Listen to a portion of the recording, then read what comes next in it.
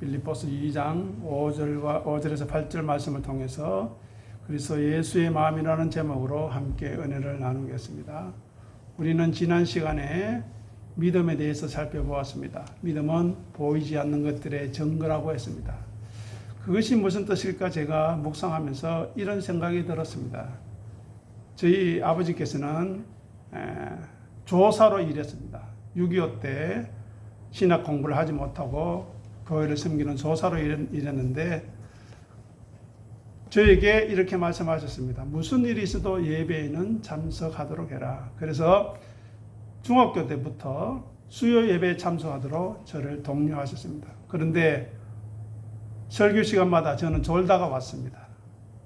찬송가 부를 때 깨는 것을 반복했는데 어느 순간 말씀을 듣게 되는 잠이 전혀 오지 않는 그런 경험을 했던 적이 생각이 났습니다. 즉 우리 아버지께서 지금 여기에 함께 계셔서 참 예배의 의미가 무엇인가를 알고 참석하라는, 또 우리 주님 되시는 예수께서 지금 이 시간 우리와 함께 하셔서 예배가 무엇인가를 알게 하시는 그 믿음이 바로 보이지 않는 증거라고 할 수 있겠습니다. 그리고 지난 시간에는 예수를 알아가는 것이 믿음의 중요한 요소라고 했습니다. 왜냐하면 예수님은 우리의 머리가 되시고 주인이 되시고 그 다음에 우리는 그분의 피조물이요 종이요 제자이기 때문입니다. 예수님은 우리를 죄에서 구원해 주시고 자유롭게 해주셨습니다. 그런데 그 상태가 원수 되었을 때 했다는 겁니다. 마음에 안 들 때, 탕자처럼 고집 피워서 마음대로 살아갈 때, 그때 우리를 구원하셨기 때문에 거기에 대한 감사와 기쁨으로 우리가 예배에 나와야 하고 순종할 수 있어야 한다는 것입니다. 그 순종이 바로 예수님을 섬기고 따르는 것으로 나타나야 한다는 것입니다. 그래서 예수를 알 수 있는 것은 바로 우리가 십자가에 죽어야만 그분을 알게 된다는 것입니다. 자기를 부인해야만 알게 된다는 것입니다. 하나님의 통치 아래 들어가야만, 전적으로 항복해야만 예수를 알고 말씀을 알 수 있지, 그렇지 않으면 알 수가 없다는 것입니다. 우리의 독립성과 주체성을 포기해야만 예수님에 대한 알과 사귐이 시작된다고 지난 시간에 말씀드렸습니다. 오늘은 주님의 대신 예수님의 마음이 어떠한 것인가를 살펴보면서 우리를 돌아볼 수 있기를 바랍니다. 오늘 본문은 우리가 잘 알고 있는 내용입니다. 그리스도의 창가로 불리는 신약 성경의 기독론의 백미라고 할 수 있습니다. 성육신의 신비와 십자가의 비하를 가장 심오하게 묘사하고 기록하고 있습니다. 오늘 본문은 그리스도의 선제, 즉 만물보다 먼저 계신 분, 그리고 하늘의 영광 버리시고 이 땅에 성육신하신 분, 그리고 종으로서 순환당하는 3단계의 참된 겸손이 무엇인가를 우리에게 설명하고 있습니다. 먼저 5절 보시면 이 마음을 품으라고 이야기하고 있습니다. 이것은 바울은 단순히 신학적인 논설이나 논쟁이 아니라 교회의 일치를 위한 근면의 근거로 이 찬송시를 인용하고 있습니다. 이 품으라는 단어는 단순히 어떤 감정을 가지라는 것이 아닙니다. 그리스도의 가치관과 사고방식을 개인과 공동체의 원리로 삼으라는 것입니다. 이 마음은 나의 자존심, 나의 의로움, 나의 기득권을 당연시하지 말라는 것입니다. 당위적인 권리를 포기하고 우리 삶의 중심을 예수께로 이동시키라는 것입니다. 그리하여 다툼과 허영이 아니라 나보다 남을 낮게 여기는 자리에 서야 한다는 것입니다. 다음 6절 보시면 그리스도의 신성에 대해서 이야기하는데요. 하나님의 본체다. 하나님과 동등된다고 말씀하십니다. 하나님의 본체는 여기서 그저 겉모습이 아닙니다. 사물에 변할 수 없는 본질을 의미합니다. 즉 예수님의 본질은 완전한 하나님이시라는 것입니다. 그런데 그분이 우리 위에 군림하시거나 우리를 억압하시는 분이 아니라 자기 희생과 자기 비움으로 나타나셨다는 것입니다. 그리고 억지로 하는 것도 아니고 억울해서 하는 것도 아니고 마땅한 순종을 하나님 앞에 보였습니다. 그것은 은혜 안에서만 가능한 것입니다. 하지만 이 은혜의 때가 지나가게 되면 절대 자비는 없습니다. 관용도 없습니다. 용서도 없습니다. 다만 은혜가 주어질 때, 말씀이 주어질 때, 예배가 우리에게 허락되어질 때 가능하다는 것입니다. 다음으로 취할 것이라는 이 단어가 나오는데 이것은 강탈한 것, 빼앗은 것을 혹은 움켜쥐고 놓지 않아야 될 보물이라는 뜻을 가지고 있습니다. 취해야 될 것. 그러니까 우리는 예수님은 하나님과의 동등됨을 자기의 이익을 위해서 이용하시지 않았다는 것입니다. 그리고 끝까지 고수해야 할 기득권, 누가 생각해도 자연스러운 그 자기 이익을 자기의 것으로 여기지 않으셨다는 것입니다. 다음에 7절에는 비움에 대해서 언급하고 있습니다. 자기를 비웠다. 여기서 오해하지 말아야 하는 것은 예수님이 신성을 버렸다는 뜻이 아닙니다. 하나님됨을 포기한 것이 아니라 하나님의 영광과 하늘의 기득권을 내려놓고 자발적으로 제약을 받으셨다는 것입니다. 자발적으로. 그래서 신생을 뺨으로서의 의미가 아니라 인성, 종의 형체를 더함으로써 자기를 비우신 역설이 여기에 있는 것입니다. 자기의 신적 상태, 자기의 신적인 존엄함, 세상의 어떤 것으로도 비교할 수 없는 그 영광을 비워내셨다는 것입니다. 다음, 종의 형체가 나옵니다.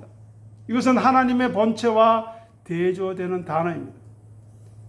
이 단어 자체 안에 십자가로 가는 길, 즉 자기의 주도권을 내어주신 의미가 담겨져 있습니다. 이 말은 왕이 거지 옷을 입는 척하는 가면을 쓰는 것이 아니라 실제로 종의 모습을 취하셨다는 것입니다. 창조주께서 피조물의 위치로 내려오신 것입니다. 세계의 천하의 최고의 부자가 다 내려놓고 비천한 자리에 하루 한 끼를 걱정해야 하는 그 자리로 내려오셨다는 것입니다. 그래서 8절에 순종과 십자가의 죽음에 대해서 말씀하고 있습니다. 어떻게요? 죽기까지. 우리는 죽음의 공포와 죽음의 고통을 여전히 알지 못합니다. 물론 질병으로 인해서 나름대로 어려움과 고통은 겪고 계실지 모르겠지만 이 죽음의 두려움과 죽음의 공포는 세상 그 누구도 극복할 수 없는 놀라운 것입니다. 그런데 하나님이, 예수님이 죽기까지 순종하셨다는 것입니다. 여기에 사람이 모양이 나오는데 이것은 본질이라고 한다면 종의 모양은 겉으로 드러난 상태를 의미합니다. 예수님은 외형적으로도 완벽한 인간의 연약함을 경험하셨던 것입니다. 그리고 예수님이 당하신 십자가의 죽음은 가장 처절한 자기 비움입니다. 왜냐하면 당시 로마인에게 십자가는 가장 수치스럽고 끔찍한 형벌이었습니다. 한번 생각해 보십시오. 옷을 다 벗기고 나무에 달린 자는 저주받은 자라 하는 그 자리에 공개적으로, 요즘 또 사형을 할 때 비공개적으로 합니다. 공개적으로 못에 박히고 창에 찔리는 그 수치를 예수님이 당하셨다는 것입니다. 예수님은 가장 높은 자리, 하나님의 자리에서 가장 낮은 자리, 십자가의 사형수까지 내려가는 하강의 극치를, 내려감의 끝판왕을 보여주신 것입니다. 이것은 강요된 것이 아니라 하나님의 뜻에 대한 자발적인 복종이었다는 데 있습니다. 그러면 오늘 본문에 대해서 좀 더 깊이 살펴보겠습니다. 먼저 성육신의 겸손함입니다. 성육신은 세상의 힘에 논리와는 반대되는 것입니다. 세상의 논리는 어떻습니까, 여러분? 높아지고 채워지는 것을 추구하지 않습니까? 인기 많이 얻는 것, 돈 많이 가지는 것을 추구합니다. 하지만 기독교의 하나님은 하강, 비우고 낮추는 것, 섬기고 섬기는 것을 통해 자기의 능력을 나타내신다는 것입니다. 전능자가, 다 가진 자가 스스로 무능력해졌고, 부유한 자가 스스로 가난해졌다는 것입니다. 왜요? 죄인을 구원하시기 위한 하나님의 사랑의 방식이 그렇다는 것입니다. 이것이 바로 자기 비움의 기독론입니다. 그런데 세상 사람들은 어떻습니까? 구제하는 일에 있어서 남을 도운 데 있어서도 생식을 내려고 방송국에 TV가 돌아갈 때 거기 가서 돈 내지 않습니까? 자기 이름을 내려고 자기의 행위를 기록하려고 하는 것입니다. 다음으로 순종을 통한 구속입니다. 첫째 아담은 하나님같이 되려다가 높아지려다가 불순종함으로 모든 인류를 죄에 빠뜨렸습니다. 하지만 둘째 아담이신 예수님은 하나님과 동등하심에도 불구하고 하나님과 본체이심에도 불구하고 낮아지심으로 순종하심으로 원수된 우리를 구원하신 것입니다. 이것이 바로 예수 그리스도의 철저한 순종을 통해서 구원이 이루어졌다는 사실을 우리는 놓쳐서는 안 되겠습니다. 다음으로 십자가의 이중성입니다. 십자가는 인간의 눈으로 보기에는 수치와 패배입니다. 지금 밖에서 노숙하는 사람들 옆에 가보십시오. 냄새가 나서 옆에 있을 수가 없습니다. 그보다 더한 수치와 패배의 모습이 십자가의 모습입니다. 그런데 하나님의 관점에서는 최고의 순종이자 사랑의 완성을 보여주는 영광스러운 사건이라는 것입니다. 이것을 보고 이해하는 눈, 마음이 있어야만 믿음의 사람입니다. 그 믿음의 사람은 자기를 비우고 낮춘 사람, 자기를 십자가에 못 박은 사람만이 예수님이 보이는 것입니다. 그래서 예수 그리스도의 자기 비움은 소멸이 아니라 부활과 성천으로 나아가는 필수적인 과정이었던 것입니다. 자, 고린도후서 8장 9절 주보를 통해 순서지 밑에 같이 읽어보도록 하겠습니다. 우리 주 예수 그리스도의 은혜를 너희가 알거니와 부유하신 자라서 너희를 위하여 가난하게 되심은 그의 가난함으로 말미암아 너희를 부유하게 하려 하심이라. 아멘. 오늘 본문 7절에서 자기를 비웠다는 그 성경의 의미와 정확하게 일치하지 않습니까? 예수님의 하늘의 영광의 포기가 바로 우리를 구원하는 방편이 되었다는 것입니다. 자, 그러면 오늘 본문을 제자도의 관점에서 한번 살펴보면 이것은 단순히 예수님이 하신 일을 찬양한 그것을 넘어서 예수님이 걸으신 자기 십자가의 길을 우리도 걸을 수 있을 것인가 하는 엄중한 질문을 던지는 자기 부인의 교과서가 될 수 있다는 것입니다. 오늘 본문은 자기 십자가는 구체적으로 자기의 권리를 포기하고 종의 위치로 내려가서 죽기까지 순종하는 것으로 정의합니다. 먼저 자기 확장에서 자기 비움으로 전환하여 나아가야 한다고 우리에게 권면하고 있습니다. 타락한 인간들은 아담의 후회의 본능은 끊임없이 하나님과 같아지려고 합니다. 자신을 높이려고 하는 상향성을 가지고 있습니다. 하나님처럼 살고 싶어 합니다. 선악 판단 주체를 자기가 되겠다는 것입니다. 내가 선하다고 하면 모든 것이 그렇다고 판단하고 심판해버립니다. 그래서 자기가 듣기 싫은 소리 하지 말라고 합니다. 왜 저주와 심판의 소리를 하느냐? 왜 나를 징계하는 소리를 하느냐? 말씀합니다.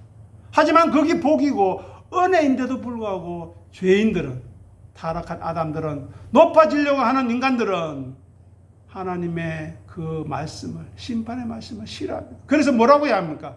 요한계시록 보면 하나님의 영광이 나타나고 하나님의 심판이 나타날 때 제가 죄인입니다. 제가 잘못되었습니다. 나를 용서해 주십시오. 주십시오가 아니라 산아 언덕아 나를 덮어라. 그래서 나를 그 영광을 보지 않도록 숨겨달라고 하지 않습니까? 그것이 죄인된 인간들의 모습이라는 것입니다. 하지만 둘째 아담이신 예수님은 정반대로 끊임없이 내려가는 하향성을 선택했다는 것입니다. 그래서 심지어 예수님은 이런 말씀을 하셨습니다. 나는 하나님의 뜻을 이루는 것이 내 양식이다. 내 삶의 목적이다. 라고까지 말씀하셨는데 이것이 바로 십자가의 본질인 것입니다. 그래서 오늘 본문 5절 6절에 보면 예수님의 권리의 포기를 볼 수 있습니다. 동등됨을 취할 것으로 여기지 아니하시고. 타락한 옛사람의 속성은 내가 마땅히 받아야 할 대우에 집착하지 않습니까? 실제로는 손해보는 것인데 자기 것은 자기가 챙기겠다는 것입니다. 왜냐? 가만히 있으면 가만히로 알기 때문입니다. 누구의 도움도 필요 없다는 것입니다. 일시적이든 잠깐 있다 사라지는 것이든 나는 인정받고 싶다는 것입니다.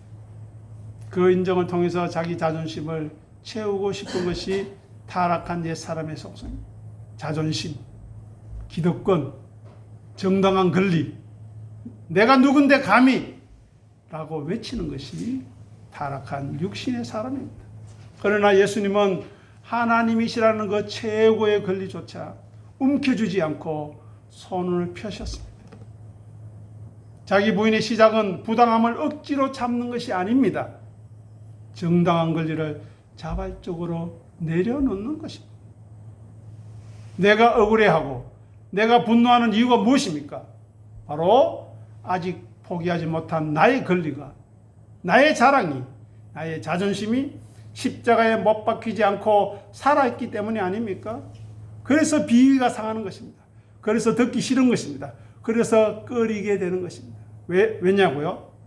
본인이 주인공이기 때문입니다. 앞서 말씀드렸지 않습니까? 네가 누군데 감히 나를 이렇게 말합니다. 그것을 하나님에 대해서도 그렇게 말한다는 것입니다. 하나님이 당신 도대체 누군데 나를 이렇게 대접하냐는 것입니다. 그래서 자기 마음에 들지 않으면 주저하지 않고 공격합니다. 비판합니다. 손가락질합니다. 당신이 뭐냐고. 7절 보시면은 존재의 영점화, 즉 nothing의 의미가 나타납니다. 자기를 비워 종의 형체를 가졌다. 타락한 옛사람의 속성 때문에 세상은 자기를 채우고 꾸미고 과시하라고 가르칩니다. 그렇게 하지 못하면 스스로 높이지 못하고 스스로 자존감이 채워지지 않으면 우울해합니다. 정신병이 걸립니다. 그래서 집에 숨어버립니다. 자기가 받은 생명이 얼마나 귀한 것인지, 또 믿음의 사람에게 주어진 하나님의 구원과 은혜가 얼마나 놀라운 것인지 제대로 알지 못한 채 세상에 그 조금 없다고, 자기 마음에 들지 않는다고 삐지고 토라지고 돌아서고 난리를 피우는 것입니다. 왜냐? 자아실현이 우상이 된 시대이기 때문입니다. 자기 자존심이 건들려지면 하나님도 필요 없습니다. 예배도 필요 없습니다. 내 마음대로 하겠다는 것이 자아실현이 우상이 된 시대에 살아가는 타락한 인간들의 모습입니다. 반면 자아실현이 되지 않으면 우울하고 자괴감에 빠져서 정신착란에 빠져버리는 것입니다. 하지만 예수님은 자기를 비웠다고 합니다. 왜 그럴까요? 어떻게 가능했을까요? 그분은 이미 충만하시기 때문입니다. 이미 하늘의 영광을 아시기 때문입니다. 이미 넉넉하기 때문입니다. 그래서 자기를 비웠다는 이것은, 그 십자가는 옛사람의 거품을 빼는 작업이라는 것입니다. 내 뜻, 내 야망, 내 자랑을 다 배설해버리고 텅 빈 그릇이 되었어. 오직 말씀만이, 겸허함만이, 순종만이, 찬송만이, 감사만이, 기쁨과 안식만이 채워져야 하는 것입니다. 그래서 예수님은 주인이 아니라 종이 되셨습니다. 주인 노릇하던 내가 진짜 노예가 되어야 한다는 것입니다. 노예는 자존심도 계획도 없습니다. 또 죽은 시체도 마찬가지입니다. 우리는 예수 그리스도와 함께 십자가에 죽었다고 말하지 않았습니까? 그런데 왜 시체가 좀 찔렀다고 꿈틀거립니까? 왜 시체가 욕먹는다고 자존심 상해합니까? 왜 시체가 자기 했던 것 인정해 주지 않는다고 억울해합니까? 예를 들어서 교회 안에서 굳은 일, 남이 알아주지 않는 자리에 내려가면서도 억울하지 않다면 그 사람은 진짜 자기 십자가를 지고 가는 사람일 것입니다. 그리고 8절에 보면 순종의 극치가 나타납니다. 자기를 낮추시고 죽기까지 복종하셨다. 타락한 옛사람인 인간은 내가 이해되고 납득되어야만, 거기에다가 나에게 이익이 되어야만 순종합니다. 그리고 한 가지 더 추가할 것은 자기가 선택했다고 생각할 때만 그 생각이 오래 갑니다. 그것이 잘못되었던 올바른 관계 없습니다. 자기가 중심입니다. 그런데 내 생명이나 내 자존심에 위협이 되면, 내 체면이 구겨지면, 내 귀에 거슬리는 소리를 하면 언제든지 불순종하며 자기를 보존하려고 하고 자기를 확장시키려고 합니다. 그것이 바로 적대적인 것입니다. 비호의적인 것입니다. 협조하지 않습니다. 딴지를 걸고 시비를 겁니다. 그래? 안동에서 은퇴한 목사님들이 이런 말을 했다고 합니다. 노회장 선거가 있고 여러 가지 선거가 있는데 우리 말 안 들으면 어떻게 되는지 알아? 우리는 누구를 붙여주지는 못할지라도 떨어뜨릴 수는 있다고, 그런 교만한 말을 하며 사람들을 협박하고 다닌다고 합니다. 어떻게 그들이 하나님의 사람이며 하나님의 종이겠습니까? 부끄러운 줄 알아야 되는데 그런 마음이 없다는 것입니다. 하지만 예수님은 죽기까지 순종했습니다.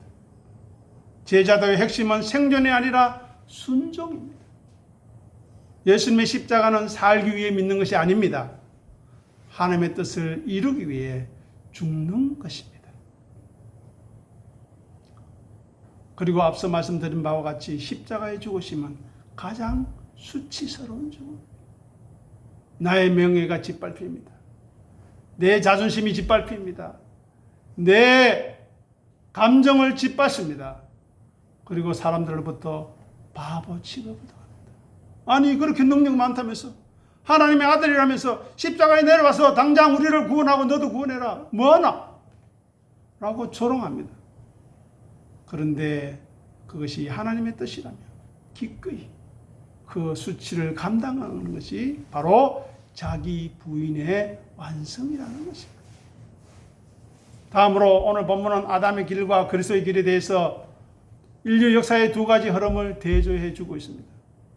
아담의 길, 자기 주장의 길, 자기 고집과 자기 생각의 길은 피조물임에도 하나님과 같이 되려고 탐내는 것이었습니다. 하나님처럼, 아니 하나님 필요 없는 삶, 진리와 예배가 필요 없는 삶을 나도 살 수 있다. 말씀 안 들어도 된다. 너만 말씀 전하냐? 다른 사람도 데려오면 된다. 그렇게 생각하는 아담의 길이 있습니다. 그것이 교만이며 모든 죄의 뿌리인 자기 긍정입니다. 하지만 그것은 손해입니다. 헛된 것이고 허망한 것입니다. 그런데 그리스도의 길, 자기 부정의 길, 자기 부인의 길, 자기 죽음의 길은 창조주임에도 불구하고 피조물의 형상을 입고 종이 되셨다는 것입니다. 상상이 되십니까? 저는 그래서 어떤 아는 집사님과 이야기하면서 이런 이야기를 들었습니다. 목사님, 예수님 잘못 믿은 것 같습니다. 아니 어떻게 낮아져도 이렇게 낮아질 수 있겠습니까? 제가 잘못 믿은 것입니다. 그런데 도망갈 수도 없고 어떻게 하면 좋겠습니까? 하면서 안타까운 고백을 하는 말씀을 들었습니다. 그런데 그 자리가 구원이며 제자의 길인 자기 부인이라는 것을 생각하면 얼마나 감사한지 모르겠습니다. 그러니 예수님의 제자인 우리의 현주소는 어떠한가 살펴보아야 하겠습니다. 목자이신 예수님의 양인 우리의 삶의 자리는 어떠한가 물어보아야 하겠습니다. 우리는 그리스도의 영을 받았다고 하면서, 믿는다고 하면서, 예배한다고 하면서 실제의 삶의 방식은 여전히 아담의 삶, 자기 실현의 삶, 자기 주장의 삶, 자기가 높아지는 삶을 살려고 그 삶을 따르고 있지 않는지 돌아보아야 하겠습니다. 그래서 오늘 본문 2장 5절에서 너희 안에 이 마음을 품으라는 명령은 아담의 마인드를, 생각을 버리라는 것입니다. 하나님의 말씀에 무관심하고 네가 선악과를 알게 하는 나무의 열매를 먹는 날에는 반드시 죽으리라 말씀하셨음에도 불구하고 그 말씀에 관심 없이 살다가 하와가 주는 선악과를 무비판적으로 아무 생각 없이 받아들여서 둘이 동시에 멸망당하는 그런 아담의 생각을 버리고 예수 그리스도의 자기 죽음의 마인드, 십자가의 생각을 가지고서 갈아 끼우라는 것입니다. 물갈이 하라는 것입니다. 왜냐? 그것이 이익의 삶이기 때문에. 자, 마가복음 10장 45절 광고란에 가셔서 우리 같이 읽어보겠습니다. 인자가 온 것은 섬김을 받으려 함이 아니라 도리어 섬기려 하고 자기 목숨을 많은 사람에게 대성물로 주려 함이라. 아멘. 여기서 우리 주목할 것은 준다는 겁니다. 준다. 받는다가 아니라 달라. 받는다가 아니라 준다는 겁니다. 오늘 보면 2장 7절에 종의 형체에 대한 예수님께서 말씀하신 직접적인 해석의 말씀이라고 볼 수 있습니다. 그래서 자기 십자가는 추상적인 개념이 아니라 남을 섬기기 위해서, 남을 섬길 수 있는 나를 희생물로 실제적으로 내어주는 삶입니다. 그래서 자기 십자가의 관점에서 보는 오늘의 본문은 그리스도인이 된다는 것은 아담처럼 신이 되고 싶어하는 옛사람의 상성 욕구를 십자가에 못 박는 것입니다. 예수님을 보십시오. 예수님을 생각하십시오. 그분은 하나님이셨지만 하나님처럼 대우받기를 거절하셨습니다. 아기의 모습으로, 연약한 모습으로 성육신하셨습니다. 그리고 고난받으셨습니다. 수치를 당했습니다. 조롱당했습니다. 비우고 낮아지셨습니다. 억울해하지 않으셨습니다. 자발적으로 선택하셨습니다. 스스로 이름 없는 자가 되셨고 스스로 노예가 되셨습니다. 결국 제수처럼 십자가에서 죽으셨습니다. 그러니 자기 십자가를 진다는 것은 어떤 면에서 내 권리 장전, 내 권리의 헌장을 내가 스스로 찢어버리는 것입니다. 남편에게, 아내에게, 교회 지체들에게, 이웃들에게 나한테 어떻게 이럴 수 있으라고 따지는 그 마음, 아담의 마음을 버리고 묵묵히 죽음의 자리로 내려가신 예수님의 마음, 종의 마음으로 이식받는 것일 것입니다. 우리가 낮아지고 죽을 때 하나님께서 우리를 다시 살리실 것을 오늘 본문 밑에 보십시오. 9절에서 말씀하고 계십니다. 십자가가 없으면, 죽음이 없으면 부활도 영광도 없습니다. No cross, no glory입니다. 그러니 오늘 본문은 예수 그리스도의 복음이 무엇인지를 압축적으로 우리에게 잘 보여주고 있습니다. 예수님은 하나님이셨으나 우리를 위해 기꺼이 자신의 영광을 비우셨습니다. 가장 높은 곳에서 가장 낮은 십자가의 자리까지 순종하며 내려오신 분이 우리의 주인이십니다. 그러므로 교회와 성도는 내가 누구인지, 내가 어떤 대우를 받아야 하는지 하는 그 주장하는 마음을 버리고 그리스도처럼 권리의 포기와 섬김의 마음을 품을 수 있어야 하겠습니다. 그렇다면 과연 우리는 그런 마음을 품고 있습니까? 만약 그렇지 않다면 어떻게 해야 하겠습니까? 포기하고 좌절하시겠습니까? 무감각하고 무관심으로 내팽개쳐야 하겠습니까? 그것은 손해보는 자리입니다. 진정한 자기 이익과 유익을 위해서 자기를 비우고 자기를 낮추며 예수 그리스도를 섬기고 따르는 자기를 부인하고 자기 십자가를 지는 그 삶의 흔적을 남기는 경건의 삶을 살아가야 손해보지 않는 삶입니다.